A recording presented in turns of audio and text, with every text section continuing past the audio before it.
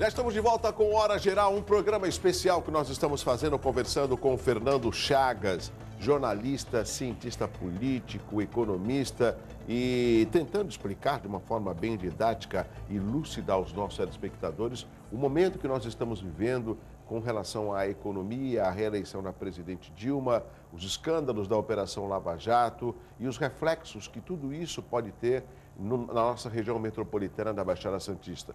Primeira pergunta do nosso telespectador, Chagas, o Luiz Fernando de José Menino.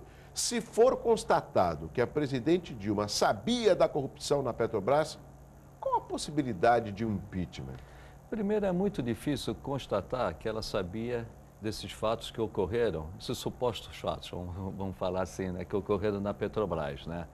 A possibilidade do impeachment é muito difícil. O impeachment, ele é político, ele é decidido pelo Congresso.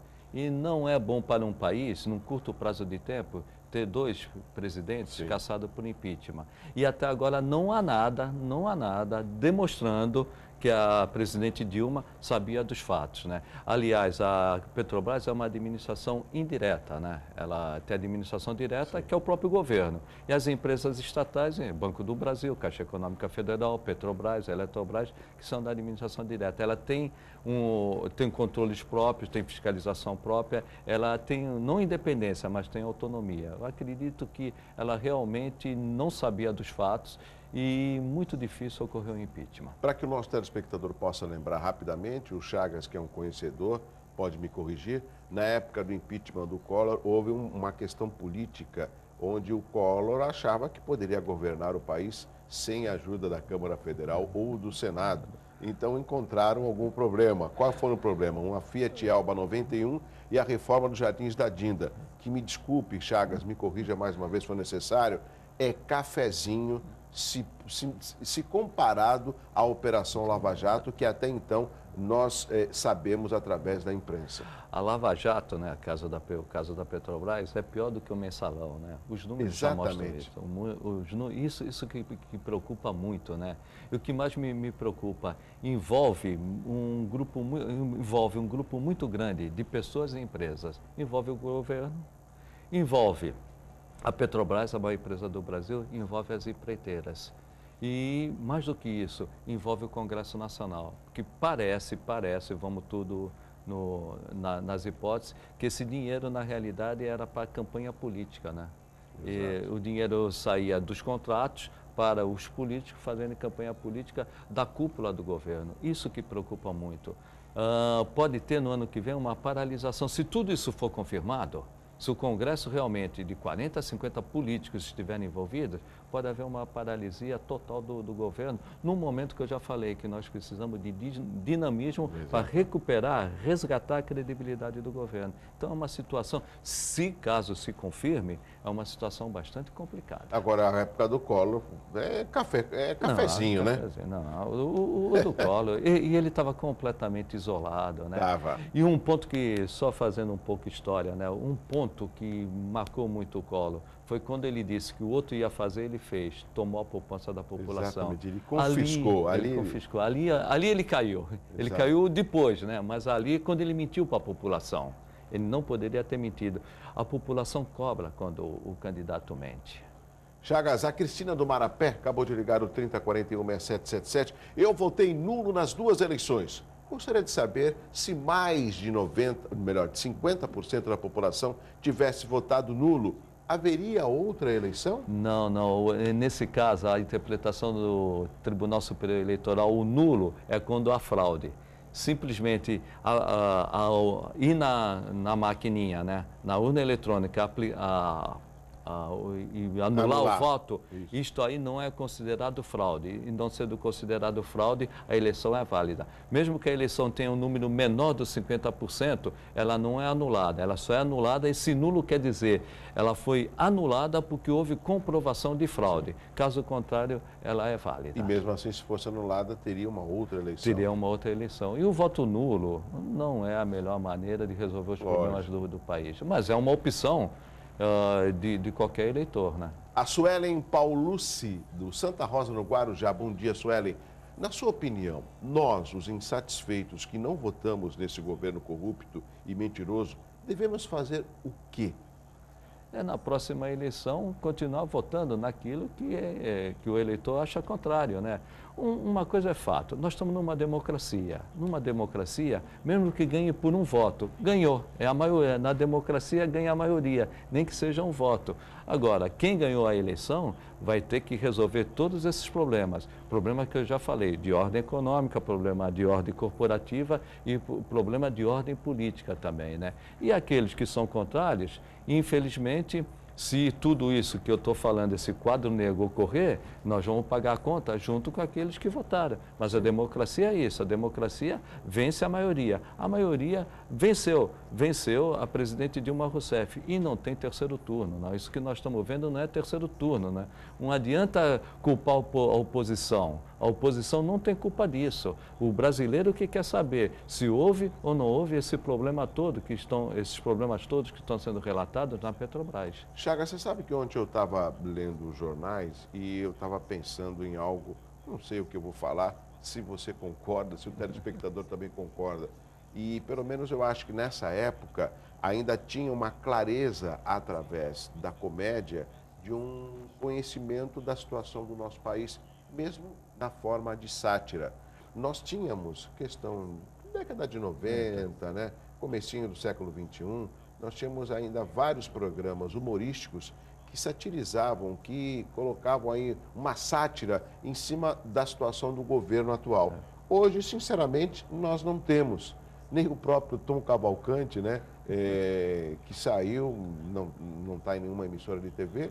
Nós temos um programa de humor, que acho que é o Zorra Total, que para mim, olha, tem que ter muito esforço para tentar rir, porque eu acho um programa que nenhum tipo de... não provoca nenhuma alegria, nenhuma graça, né? Mas os programas cômicos, né, eles provocavam muito o governo e, através da comédia, a população entendia um pouco mais. Você não acha que faz falta esse tipo de programa? Faz falta, bastante, né?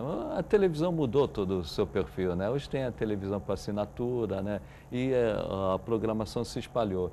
E agora tem as redes sociais, né? As redes sociais, de uma certa forma, né? Surgiu um novo canal de comunicação. Um novo canal de comunicação. E realmente, não sei se por falta de comediantes, né? Ou se esses problemas que nós chamamos de corrupção se tornaram tão normais, que não deveria ocorrer, né? Tão corriqueiros, que acabaram perdendo a graça. Mas eu vejo mais o quê? Mudou a relação entre a população, o telespectador, né, e a política, as redes sociais. As redes sociais, ela acabou fazendo esse papel, né? A minha preocupação com relação às redes sociais é que ela aceita tudo. Eu posso, de repente, pegar uma foto no Google e fazer um texto e provocar aí uma revolta com relação a essa publicação. Ah, Douglas, mas tem um marco regulatório, se houver uma denúncia... Não, mas até aí, eu vou voltar um pouco mais na década de 80, a escola básica. Até você explicar aquilo que aconteceu e falar que não, já aconteceu. Já aconteceu. O problema da internet é esse, né? Por isso que a internet tem que ter muito cuidado, né? Tudo que se vê na internet, jornalista, né, tem que checar. Para ver se aquilo lá é verdadeiro. A internet cabe tudo, né? Chagas Albino, da Vila Belmiro, o ex-presidente Lula afirmou em público que não havia mais dúvidas. Na sua opinião, o povo não deveria cobrar hoje essa afirmação. Será? Tem que cobrar realmente, continuar cobrando. E a maneira de mudar essa situação é na próxima eleição, quem não estiver contente, votar contra, e quem estiver contente, votar a favor. Agora tem que cobrar. E a cobrança hoje está grande. Tanto é que o partido do governo, ele tem reclamado, né? Justamente disso, a oposição está querendo um terceiro turno. Não é a oposição que está querendo um terceiro turno. A população está querendo saber realmente o que houve. E se aquilo que foi falado nas eleições foi verdadeiro ou não foi verdadeiro, né? Uma coisa que tem incomodado muito a população, né? Imediatamente, 3 dias depois, aumentou a taxa de juros. 10 dias depois, aumentou a gasolina. Isso aí acabou afetando a população, né? E durante a eleição, aparecia o país das maravilhas, né? E o país hoje parece que não é aquela maravilha que tinha sido apresentado na televisão, né? Na no horário eleitoral. No horário eleitoral, né? Aí talvez tenha faltado aquele contraponto que você falou, né? No passado nós tínhamos a sátira na televisão, né? Dos programas humorísticos. Hoje nós não temos. E Chagas, a população pode até responder aquilo que você já colocou. Poxa, vou ter que esperar 4 anos? Esse é o momento de refletir o quanto que um voto é importante, um voto consciente, um voto que você possa analisar se vale a pena ser recebido do eleitor, do telespectador, porque um voto consciente e responsável, com certeza a maioria não estaria reclamando hoje. E eu acredito que muitos daqueles que estão reclamando talvez nem tenham votado. A abstenção foi alta. No primeiro turno aqui na nossa região foi maior se comparado ao nacional, ao Brasil. Isso. Entendeu? No segundo turno também. E eu tenho uma análise também, não sei se você concorda, Chagas, que a classe A e B, achando pelo crescimento do Aécio, acabou não indo às urnas para dar o voto se comparado ao Norte e Nordeste. Os números mostram isso, né? O Norte e Nordeste, desta vez, não teve uma abstenção no segundo turno tão grande como na anterior, né? É aquilo, né? Já está decidido, eu não vou votar. E no fim, esse voto faz falta, né? O Felipe Castro do Gonzaga acabou de ligar também aqui no Hora Geral. Bom dia, Felipe. O balanço da Petrobras, que era para ser divulgado nesse mês, foi transferido para o mês que vem. O ministro da Fazenda, que já deveria ser nomeado, ainda não foi. O que a presidente espera com esse tipo de atitude? É aquilo que nós falamos no início do programa. A presidente Dilma ainda não percebeu que 2015 já começou, né? Ela tem necessidade urgente de nomear um novo ministro, seja ou não do mercado, e principalmente dizer qual a política econômica do país para 2015. Não há mais tempo a perder. Quanto mais tempo passa, maior é a perda de credibilidade dela, né? E o balanço da Petrobras deverá ser publicado no dia 12 do mês que vem, né?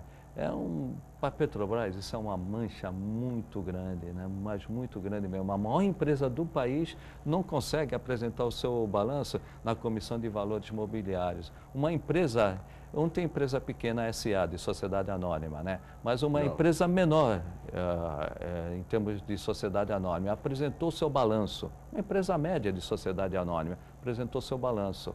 E a Petrobras não apresentou. Isso para a imagem da Petrobras no Brasil e principalmente lá fora é muito ruim. Por que isto ocorreu? Ocorreu porque a empresa Whitehouse, o Coopers, ela não quis assinar auditoria no balanço da Petrobras, temendo que aqueles números não fossem verdadeiros depois de divulgados esses fatos, né, da Petrobras. E essas empresas podem colocar, de repente, a Petrobras como uma empresa não confiável para o cenário internacional? Já colocou, né? Já colocou. Nesse momento já, né?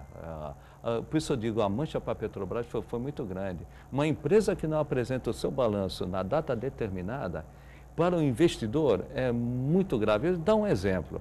Há 5, 6, vamos dizer, há 10 anos com certeza, uma ação da Petrobras valia R$70. Hoje vale R$10. Olha o prejuízo para o pequeno investidor, aquele que apostou na Petrobras. Imagina isso no mercado internacional. Uma empresa que não apresenta o seu balanço, a mancha é muito... Por mais desculpa que queira se dar, não poderia deixar de apresentar o balanço. Essa não apresentação do balanço mancha e mancha bastante, infelizmente, porque a Petrobras é a maior empresa do Brasil. Eu não tenho ações da Petrobras, mas eu me lembro muito bem que na época alguns amigos até que foram dispensados do trabalho acabaram exatamente pegando o fundo de garantia e comprando ações. Por quê?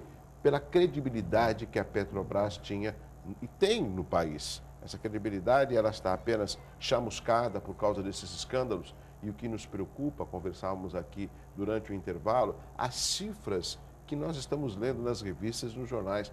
É algo inacreditável, que também coloca o mensalão lá embaixo. Lá embaixo. Né? Dá um exemplo. Há uma avaliação que o mensalão causou um prejuízo de 55 milhões. 55 milhões.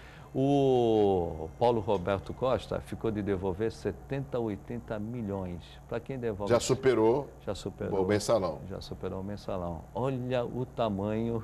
E ainda tem que somar aí o envolvimento também do Renato Duque com relação à operação da Petrobras. A operação, porque isso eram 3 operadores, né? Vamos chamar assim, né? Eram 3 diretores. Não são 3 operadores, são 3 diretores. Uma de prospecção, Paulo Roberto Costa. Prospecção, por exemplo, das plataformas. Das plataformas. Quando você... Compra de plataforma. Isso. Compra para prospectar petróleo, precisa comprar. De serviço, aquele que executa o trabalho, que é o Renato Duque. Isso. E o terceiro, que era o Fernando Baiano, o Fernando Soares. Que ainda não foi... Que ainda não foi localizado. Então, esses 3 que eram os diretores e que, segundo as empreiteiras, que já fizeram aquele acordo de leniência, né, que deu essas prisões na semana passada, né, que revelaram, né, que só faria contrato com essas 3 diretorias se desse 3%. Do valor do contrato. Do valor. Aí, naturalmente, para dar 3%, o contrato é superestimado. Antes de chamar o intervalo, e esses contratos eram quantos? Contaram 2, 3 contratos? Quantos contratos? Ah, muitos contratos. Eram muitos contratos e contratos milionários. Milionários. Né? É só para ver. Se uma pessoa devolve 80 milhões, esse dinheiro, esses 80 milhões, eu recebi como propina. Estou devolvendo. Se devolve 80 milhões, imagina... O que ele não devolveu. Rápido intervalo na sequência, último bloco com Hora Geral. Vamos falar da nossa região metropolitana da Baixada Santista. Não esqueci, não, da Agência Metropolitana. Depois do intervalo.